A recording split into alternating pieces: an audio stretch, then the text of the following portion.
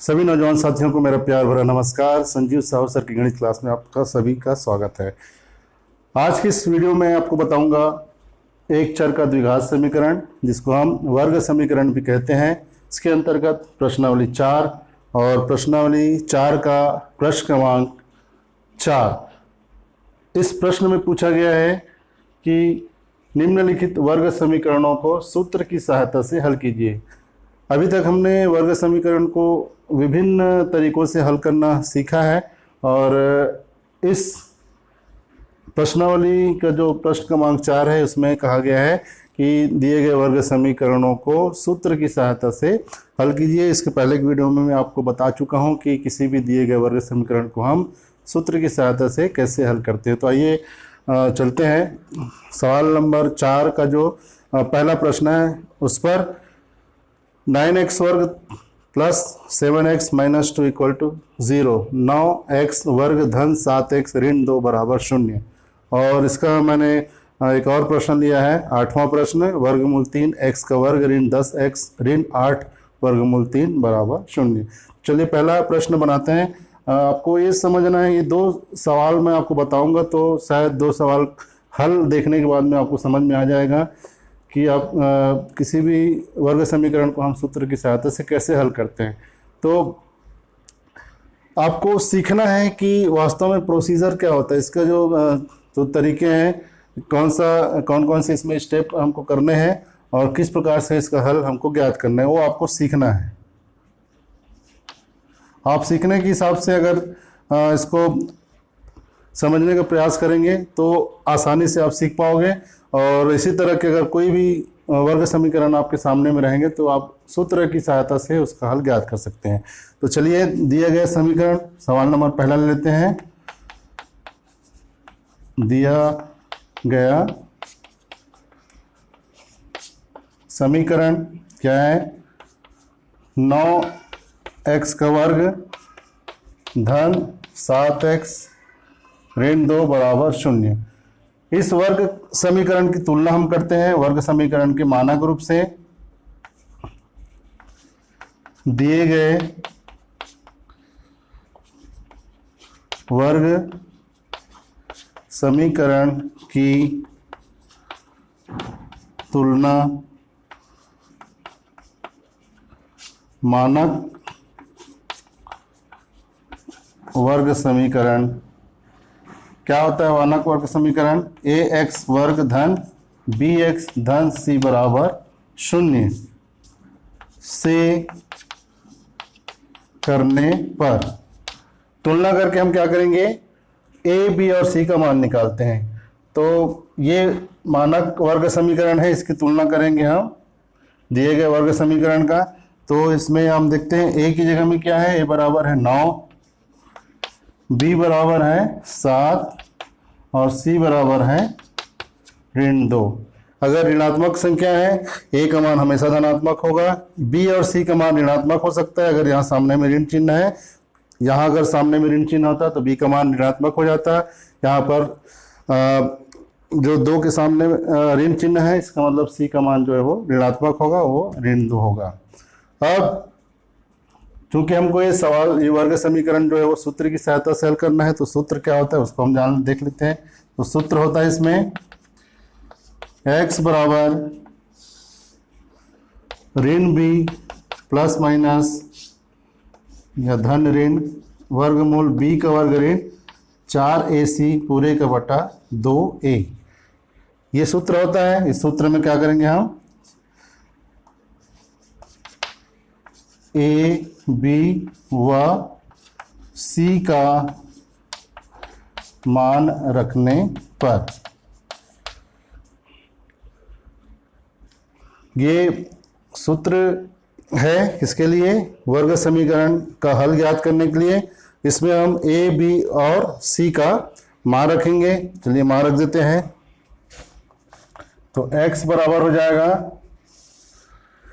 यहाँ पर ऋण भी है तो ऋण चिन्ह पहले लिखेंगे, उसके बाद b का मान कितना है? 7 है तो 7 लिख देंगे। फिर धन ऋण वर्गमूल के अंदर क्या है? b का वर्ग, b का मान कितना है? 7, तो ये 7 का वर्ग हो जाएगा। ऋण है यहाँ पर सूत्र में तो ऋण लिखेंगे, फिर 4AC, तो 4 गुणित A गुणित C, तो 4 गुणित A का मान कितना हो गया, A बराबर है 9, तो ये 4 गुणित 9 हो जाएगा, गुणित C का मान कितना है ऋण 2, तो इसको हम कोष्टक में लिख लेंगे इस प्रकार से ऋण 2। अब नीचे में क्या है 2A, मतलब 2 गुणित A, तो 2 गुणित A का मान कितना है 9, तो ये हो जाएगा 9, 2 गुणित 9, 2A तो 2 और A का मान है 9, तो ये हो गया 2 गुणित 9। चलिए इसको सरल कर लेते हैं, तो x बराबर ऋण 7 धन ऋण, कोष्टक के अंदर क्या हो जाएगा 7 का वर्ग होता है 7 7 49, और चूंकि यहाँ ऋण चिन्ह है, यहाँ भी ऋण चिन्ह है, ऋण और ऋण का गुणा धन हो जाएगा, 9 ये हो जाएगा 9 चौक 4 9 36, 36 दूनी 72, ये गुणनफल आ गया इसका 4 गुणित 9 गुणित ऋण 2 का गुणनफल आ गया धन 72, नीचे में 2 गुणित 9 बराबर हो गया 18, तो x बराबर हो जाएगा ऋण 7 धन ऋण, दोनों को जोड़ देंगे तो 9 2 11, 7 और 4 11 और 1 12, नीचे में 18, तो x बराबर ऋण 7 जो कहते हैं लिखेंगे प्लस माइनस वर्गमूल 21 का मान होता है 11, नीचे में 18। अब हम क्या करेंगे, अब ये तो सरल हो गया। इसके बाद में अगला स्टेप क्या होता है, धन और ऋण चिन्ह दिख रहा है, तो एक बार हमको धन लेना है, एक बार ऋण चिन्ह लेकर के x के अलग अलग मान ज्ञात करने हैं। तो सबसे पहले धन चिन्ह लेने पर क्या हो जाएगा, x बराबर ऋण 7 धन 11 बटे 18, तो x बराबर ऋण 7 धन 11, दोनों का चिन्ह अलग अलग है। तो इस स्थिति में हम क्या करते हैं, बड़ी संख्या से छोटी संख्या को घटा देते हैं, 11 में 7 को घटाएंगे, ये हो जाएगा 4, और नीचे में 18 है तो 18 रहेगा। तो x बराबर 4 से तो इसमें भाग नहीं जाएगा, 2 से दोनों कट सकते हैं, तो 2 दूनी 4 और 2 दूनी 18। तो इस प्रकार से ये x का पहला मान आ गया 2 बटे 9 धन चिन्ह लेने पर। अब क्या करेंगे, ऋण चिन्ह लेकर के x का दूसरा मान निकालेंगे, ऋण चिन्ह लेने पर। तो ऋण चिन्ह कहाँ से लेंगे, यहाँ पर हम ऋण चिन्ह लेंगे, ऋण 7 धन वाला मान आ गया 2 बटे 9। अब ये ऋण चिन्ह लेंगे तो ये हो जाएगा x बराबर ऋण 7 ऋण 11 बटे 18। यहाँ पर हमने ये ऋण 7 फिर ऋण 11 बटे 18 ले लिया, ये हो जाएगा x बराबर ऋण 7 ऋण 11, दोनों का चिन्ह अब समान हो गया, दोनों जुड़ जाएंगे और ऋण चिन्ह लग जाएगा। तो 11 और 7 18, और चूंकि ऋणात्मक है दोनों इसलिए ऋण 18 बटे 18। तो x बराबर 18 भागित 18 बराबर जानते हैं हम 1 आता है, और धन और ऋण का भाग क्या होता है, ऋण होता है, इसलिए x का मान आ गया ऋण 1। तो इस प्रकार से सूत्र के द्वारा हमने दिए गए वर्ग समीकरण के 2 हल ज्ञात कर लिए। अतः और वो 2 हल कौन कौन से हैं, x बराबर 2 बटे 9 तथा ऋण 1, ये दिए गए वर्ग समीकरण के हल है, और इन्हीं को हम मूल भी कहते हैं। ये जो x के 2 मान आ गए उनको हम मूल कहते हैं। जब धन चिन्ह लेकर के, धन चिन्ह लेने पर जो मान आता है x का, उसको हम अल्फा से प्रदर्शित करते हैं, पहला मूल कहलाता है। और ऋण चिन्ह लेने पर जो x का मान आता है उसको हम बीटा से प्रदर्शित करते हैं। और ये इस प्रकार से इस वर्ग समीकरण के ये 2 हल होते हैं। चलिए जो दूसरा प्रश्न इसमें लिखा हूँ मैं, ये वाला 8वां प्रश्न, उसको हल करते हैं और हल याद करते हैं कि इसका हल वास्तव में है क्या। तो ये प्रोसीजर आपको समझ में आ गया होगा। हम सबसे पहले क्या किया, दिए गए वर्ग समीकरण को लिखना है, उसके बाद दिए गए वर्ग समीकरण की तुलना मानक वर्ग समीकरण से करना है, और a b c का मान निकालना है। ये सूत्र होता है, इस सूत्र में a b और c का मान रखते हैं, मान रखने के बाद में इसको सरल करते जाना है। तो इसी स्टेज में पहुंचेंगे आप। यहाँ पर क्या करना है, फिर तो एक बार धन चिन्ह लेकर x का मान निकालेंगे और एक बार ऋण चिन्ह लेकर x का मान निकालेंगे। x के 2 मान प्राप्त हो गए। यही 2 मान जो है वो दिए गए वर्ग समीकरण के हल होते हैं।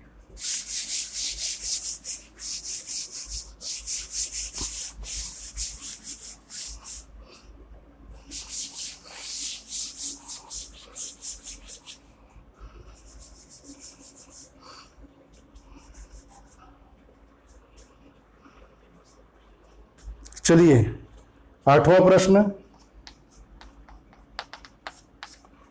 क्या है? दिया गया वर्ग समीकरण वर्गमूल 3x का वर्ग ऋण 10x ऋण 8 वर्गमूल 3 बराबर 0। ये चौथे प्रश्न का 8वां प्रश्न है। दिए गए वर्ग समीकरण हमने लिख दिया। अब क्या करते हैं? दिए गए वर्ग समीकरण की तुलना मानक वर्ग समीकरण ax वर्ग धन bx धन c बराबर 0 से करने पर तुलना करके क्या करते हैं? a b c का मान निकालते हैं। तो a बराबर यहाँ पर क्या दिख रहा है? वर्गमूल 3। a क्या होता है? x वर्ग का गुणांक है। b बराबर x का गुणांक, x गुणांक यहाँ कितना है? ऋण 10 है। फिर c बराबर, c की जगह में यहाँ क्या है? ऋण 8 वर्गमूल 3 है। तो इस प्रकार से मानक वर्ग समीकरण से तुलना करके हमने a b c का मान निकाल लिया। अब सूत्र में मान रखते हैं। तो सूत्र क्या होता है? सूत्र x बराबर ऋण b प्लस माइनस वर्गमूल b का वर्ग ऋण 4ac पूरे का बटा 2a में a b व c का मान रखने पर इसमें हम a b c का मान रख देंगे। तो x बराबर हो जाएगा ऋण चिन्ह पहले से ही सूत्र में, तो ऋण चिन्ह लिखेंगे। उसके बाद b का मान कितना है? ऋण 10। तो ये b का मान हमने रख दिया ऋण 10। फिर ये धन चिन्ह लिखना है।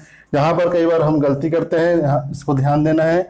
b का मान ऋण 10 है और सूत्र में पहले से ही ऋण है, इसलिए ऋण हमको 2 बार लिखना पड़ेगा। इस प्रकार से ये सूत्र वाला ऋण हो गया और ये b के मान में जो ऋण चिन्ह है वो ऋण चिन्ह हो गया। तो यहाँ पर कई बार हम गलती करते हैं, तो उसको ध्यान देना है।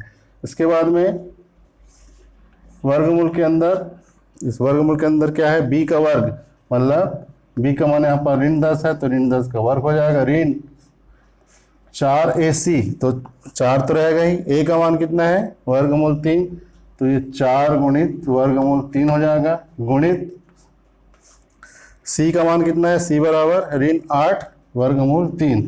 तो चूंकि ऋणात्मक इसलिए इसको कोष्ठक में लिख लेते हैं। तो ऋण 8 वर्गमूल 3, ये c का मान हो गया। नीचे में क्या आता है? 2a, ये वाला 2a, तो 2 गुणित a का मान कितना? वर्गमूल 3, तो ये हो जाएगा 2 गुणित वर्गमूल 3। ये सभी का मान रख दिया, a b और c का मान रख दिया हमने। अब इसको सरल करना है। x बराबर हो जाएगा ऋण और ऋण का गुणा धन हो जाएगा, तो ये हो जाएगा 10। फिर धन और ऋण, ये वाला धन ऋण को ज्यों त्यों लिखना है। ऋण 10 का वर्ग धन 100 हो जाएगा और ये ऋण और ऋण का गुणा हो जाएगा यहाँ पर धन। उसके बाद 4 और 8 का गुणा हो जाएगा 32 और वर्गमूल 3 और वर्गमूल 3 का गुणा हो जाएगा 3। नीचे में 2 गुणित वर्गमूल 3 बराबर होता है 2 वर्गमूल 3। फिर x बराबर 10 को ज्यों त्यों लिख देते हैं, प्लस माइनस को ज्यों त्यों लिखें। इसके बाद में 100 को भी ज्यों त्यों लिखें। बच गया क्या? 32 गुणित 3 बराबर कितना हो जाएगा? 3 दूनी 6 और 3 तिया 9। नीचे में 2 वर्गमूल 3। तो x बराबर 10 को भी ज्यों त्यों लिखते हैं, प्लस माइनस हो गया। 100 और 96 ये होता है 196, दोनों को जोड़ देंगे। नीचे में 2 वर्गमूल 3। तो x बराबर 10 को ज्यों त्यों लिखें, प्लस माइनस है तो प्लस माइनस लिख दिए। वर्गमूल 196 का मान हम जानते हैं कितना होता है?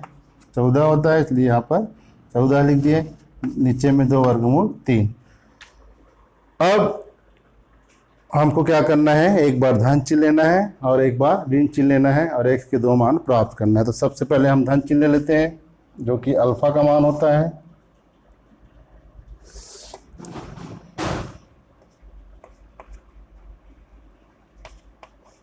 धन चिन्ह लेने पर x बराबर, यहाँ पर हम ये धन चिन्ह लेंगे, ऋण चिन्हों को छोड़ देंगे, पहले धन चिन्ह लेंगे तो क्या हो जाएगा, ये x बराबर 10 धन 14 बटे 2 वर्गमूल 3। इसको हल करेंगे तो 10 और 14 कितना हो गया 24, और नीचे में 2 वर्गमूल 3। 2 से 24 में भाग देंगे तो कितना हो जाएगा 12 बटे वर्गमूल 3। अब ये नीचे में वर्गमूल 3 आ रहा है तो जनरली हम क्या करते हैं, नीचे में हर में वर्गमूल वाली संख्या को नहीं रखते हैं, तो इसके लिए इस वर्गमूल को हटाने के लिए क्या करते हैं, हर का परिमेयीकरण कर देते हैं। तो इसके लिए वर्गमूल 3 का अंश और हर में गुणा कर सकते हैं। तो 12 बटे वर्गमूल 3 गुणित वर्गमूल 3 बटे वर्गमूल 3 बराबर, ये परिमेयीकरण कर रहे हैं तो 12 और वर्गमूल 3 का गुणा 12 वर्गमूल 3 और वर्गमूल 3 और वर्गमूल 3 का गुणा होता है 3। तो अब ये 3 से अब 12 में भाग दे सकते हैं तो कितना हो जाएगा 3 4 12, तो 4 वर्गमूल 3। तो इस प्रकार से x बराबर कितना आ गया 4 वर्गमूल 3, x का ये पहला मान हो गया। उसी प्रकार ऋण चिन्ह लेने पर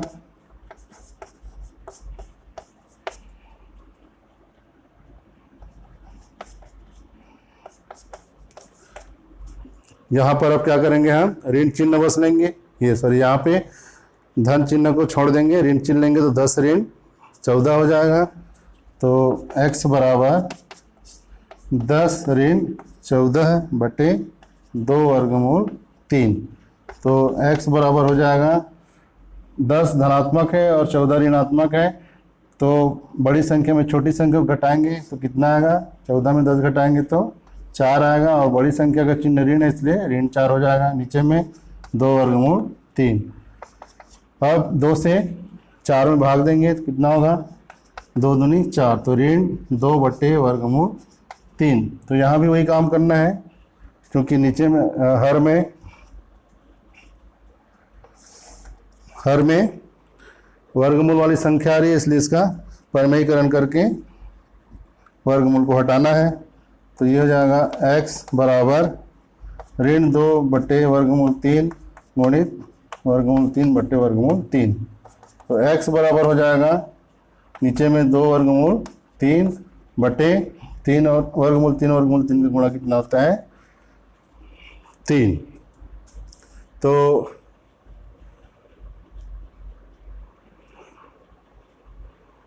इस प्रकार से ये x का दूसरा मान प्राप्त होता है। अतः x बराबर 4 वर्गमूल 3 तथा ऋण 2 वर्गमूल 3 बटे 3 दिए गए वर्ग समीकरण के 2 हल होंगे। और आपको इसके पहले वाले सवाल में भी बताया था, तो धन चिन्ह लेने के बाद या धन चिन्ह लेने पर जो x का मान आता है उसको हम अल्फा का मान बोलते हैं, जो कि उसका मूल कहलाता है, पहला मूल कहलाता है। और ऋण चिन्ह लेने पर जो मान x का हमको प्राप्त होता है उसको हम बीटा से प्रदर्शित करते हैं, और वो वर्ग समीकरण का दूसरा मूल कहलाता है। तो इस प्रकार से इन दोनों प्रश्नों का जो हल है उसकी सहायता से आपको समझ में आ गया होगा कि दिए गए वर्ग समीकरण को हम सूत्र विधि से कैसे हल करते हैं, क्या क्या इसमें प्रक्रियाएं होती है, सूत्र क्या होता है इसके लिए, और उस सूत्र में किस प्रकार से हम मान रखते हैं और किस प्रकार से उसको फिर सरल करके x के 2 मान प्राप्त करते हैं। तो उम्मीद है कि आपको ये सवाल का जो हल है वो समझ में आया होगा। मेरे इसी तरह की वीडियो देखने के लिए आप मेरे चैनल को सब्सक्राइब जरूर करें, मेरा उत्साहवर्धन करने के लिए मेरे वीडियो को लाइक ज़रूर करें, और इस क्लास का ज़्यादा से ज़्यादा लोगों को फ़ायदा मिले उसके लिए आप इस वीडियो को शेयर ज़रूर करें। Thank you.